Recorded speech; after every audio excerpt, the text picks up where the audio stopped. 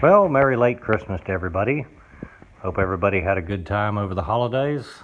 It's been a couple weeks since my last video. I've been busy with work. I work in the medical field, so this time of year is kind of busy for us, even with COVID. Everybody trying to finish up. But I have finished up tacking together the roll cage in the car. I ended up finding a source of local tubing, so I just went and bought 4 sticks of tubing and bent it up into the cage. I just did mild steel. As you can see, I did 2x3 subframe connectors. Can't really see the front up there, but it lays into the frame horns on the front unibody. Comes all the way to the back, and then it's boxed and welds in basically the perimeter of the spring bucket in the back on the factory sheet metal. The cage is just basic 12 or 14 point, whatever you want to call it. I did have to make some concessions to fit the stock dash back in it and also the stock seats. This is the truss I made to mount the upper shocks and the anti-roll bar to. And the cage ties into the 2x3 tubing where I cut out the back of the car here a few weeks ago. I didn't do an X brace on this car or any rear braces because I need the stock back seat to fit back into it, and trying to pass it through the crack of the seat just kind of ends up in the wrong place. So for the time being, unless there's a problem, it'll just stay like this. The wind dash bar's in, it fits. I've had the dash in it, everything fits okay. And the front bars are mounted outboard. And I stuck the fenders back on it with the inner fender wells so everything clears the tires on it.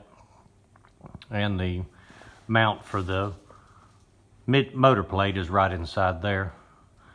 So I have a few bits and pieces left to do. I'll probably weld this up tomorrow if the weather isn't too bad. And then start doing all the brackets and all. I've got to make my fuel cell mount, battery mounts in the back, along with ground tabs and weight bar mounts and everything back here. I've got some welding left to do under the car, but hopefully over the next 2 or 3 weeks I can get all that done.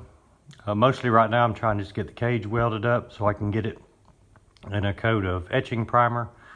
This time of year in a shop like mine, trying to heat it in an uninsulated shop, everything will sweat, and before you know it, the tubing's got rust all over the outside of it. Then it just starts a process. When you rattle can the cage, it's constantly rusting through the bars. So I try to get them in etching primer as quick as I can, and it helps prevent a lot of that. But there it is. Hopefully, if all goes well, by the end of January to mid part of February, we'll have the interior back in it, glass back in it, and start doing the final assembly. I've got a few things left to do before I can pull the motor out, namely finish up the front motor plate mounts. Then I can take the motor out and take everything to the machine shop, get the block freshened up with a nice fresh hone on it, and get the heads gone through and resurfaced, get it ready to go back together.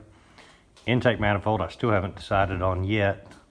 I think I'll have enough room just to use this intake, maybe mill it back square again where the flange has got an angle to it.